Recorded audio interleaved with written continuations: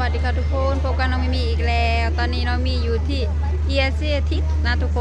นพบกันน้องมีอีกแล้ววันนี้น้องมีสิพาทุกคนขึ้นไปเบิ่งข้างเทิงข้างบนเนาะว่าเพิ่นมีการเปลี่ยนแปลงยังบ่เนาะทุกคนก็มากับพี่ขวัญแล้วก็มากับพี่ปีเตอร์นำเนาะทุกคนไปขึ้นไปเบิ่งข้างบนสบายดีแต่ยูทูบเบอร์คนดังดังอย่างก่อนดังไฟไปขึ้นข้างบนกันเดี๋ยวไปขึ้นเลยครับอ๋อขึ้นทางนี้ก็ได้สมบัติเอาเมื่อนั้นเข้ามานะคะไปทางนั้นดิฮะเอาก็ลงมาเลยไอ้มีลงมาโอ้คนดังมาอีกแล้วคนดังมาอีกแล้วสบายดีผู้ใดมาเนาะบ้านนี้มาผู้ใดสาวแป้งคนสวยอันนี้น้องมีกับบอได้มานี่ก็เป็นเดือนแล้วนะทุกคนที่เอเจทิกนี่เนาะเดี๋ยวสิพาทุกคนไปเบิ่งอย่างนะเป็นห้องนะซิงซ่าด้วยนะทุกคนซิงซ่ายังมีคนมาอันนั้นหลายบ่นักท่องเที่ยวนะมาเบิ่งนำกันเลยพูดคนหลายๆนี่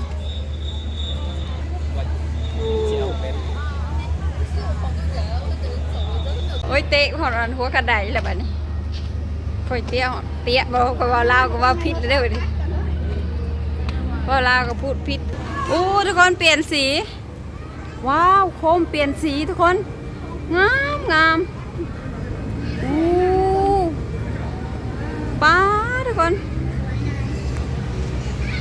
ว้าว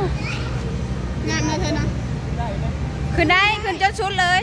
อันนี้นะนี่ทุกคนมันมีโดมเปลี่ยนสีว้าว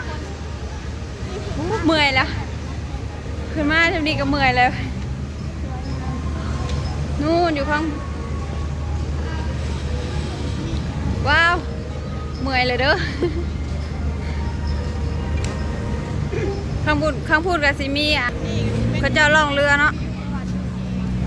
ล่องเรือนะตรงนี้ทุกคนนี่บริมาจะหึงแล้วมันมาเป็นเดือนแล้วนักท่องเที่ยวกันหลายเบิ้ง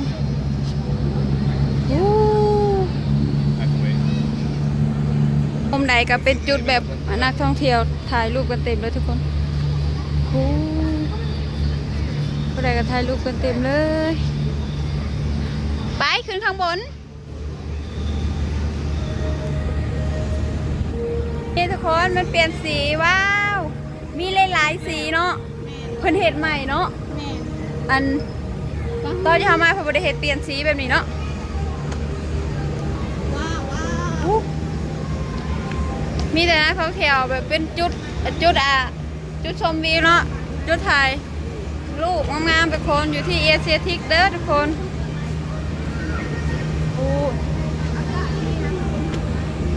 พูดข้างหลังก็เห็นบ่งามขึ้นมาข้างบนก็จะมีอันนี้นี่อุ้ยลมเย็นป้าเขาเจ้าถ่าขึ้นอันนี้เนาะพระเจ้าทาขึ้นชิงซ่าบอุ้ยเสียเลยขึ้นอันชิงซ่าน่ะเสียแต่ว่าขึ้นอันนี้ขึ้นฟรีไม่ได้เสียตังค์เด้อทุกคนเรียกชิงซ่าอะไรอ่ะชิงซ่าสวรรค์บ่แม่นบ่เพื่อนเรียกว่าอย่างนี้บ่ฮู้คือกันชิงซ่ามูนเตติวใช่ไหมชิงซ่าบ่ฮู้เนาะใน FC บอกคอมเมนต์มาแล้วกันเนาะทุกคนโอเคเนี่ยโดมเนี่ยเบิดแถวนี้แล้วได้ยาวก็เขาพุ่งก็ได้ไปมึงก็แม่นี่ในไข่นกไข่กระเช้าอ่ะเสาใสนี่ไข่ไดโนเสาร์นี่นู่นอยู่ข้างบนมีตัวอยู่ข้างบนตัวบักเลอร์เลยปีเตอร์ผลบอกเคยมาเนาะเป็นมาเป็นครั้งแรกอยู่ข้างในแห่งลายผุนไดโนเสาร์นะขึ้นมาแล้วไข่ไดโนเสาร์ผุนแห่งลายว้าวทุกคนเขาเจ้าคือกล้าขึ้นเนาะแตกต่างกันเยอะเลยซื้อไหมเขาเจ้าคือกล้าขึ้นเห็นนี่ก็ยังวินหัวนำเลยเนาะเสียงเขาเจ้าห้องโฮเฮลกันโอ้โหทุกคน ป้าก็น้องไม่มีเนี่ยบ่กล้าขึ้นดอกทุกคนย่านเบิ่งนี่ก็วินหัวเลย คืนแล้วด้วย ป้าตัวผู้ มันคืองามกว่า ขึ้นฮอดชุดผู้เนาะ แม่น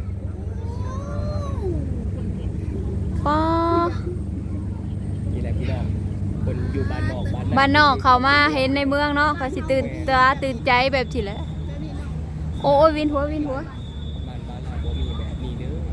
วินหัวขนาดอุ้ย ตามงามมากครับ วินหัวลงมาแล้วทุกคนลงมาแล้ว เจมแทว่า จัดไปเลยสิ้นเดือนนี้ เฮ้ย เอ้ยทุกคนลงมาแล้วลงมาแล้ว ว้าวอุ้ยวันนี้เขาเจ้าห้องกันพู สงสัยเขาจะอันนั้นเอาแนวมัน เอายัง เขาบ่มีเสียงบ่ค่อยอยู่อันนั้นห้องไปได้ เนาะ เนาะ คอยห้อง เขาเจ้าอันสิ้นแล้วมั้ง ปุดปากไว้มันจะ เอาแบบห้องบ่ออกแล้วนะมันสูงเว้ยพี่เจ้าสิกล้าขึ้นบ่เจ้าอะฮะกล้าขึ้นบ่ค่อยบ่กล้าเด้อค่อยย่าน พุทโธธรรมโมสังโฆแล้วก็ขึ้นไป อู้ถ้าเลี้ยวเห็นนี่ยังวินหัวเลยเนาะ แม่นเด้ บ่กล้าขึ้น ลงมาแล้วทุกคน คนสวย ไม่ ไม่กล้าขึ้นเลยเหรอ ไม่กล้า ทำไมไม่กล้าขึ้นเหร ก อ ลัวใจสั่น ใจสั่นกระตุ้ อู้ กระ บ่ ตุ้ ไหว้เราเห็นก็ยังตกใจแล้วพวกเนี้ยพวก เห็นระเบิงคือสิบ่ป็น ป้า ตย้น เขาจะเอาขึ้นจนสูงผู้ใดจนสุดผู้ใดสุดปู้ เขาก็จะเอาขึ้นจนสุดเลยอะ ป้ายอมใจเนาะยอมใจคนขึ้นเนาะ น้ำใจคนเห็น คือว่าเก่งคือว่ากล้าเลยเนาะผู้เบิ่งนี่ก็สิวินหัวกันเดี๋ยวบ่แน่เขาจะมานั่งเบิ่งเขาจะมานั่งเบิ่งอันนี้กัน นี่ทุกคนพาทุกคนมาเบิ่งป้านักท่องเที่ยวรอลงเรือเบิ่งในทุกคน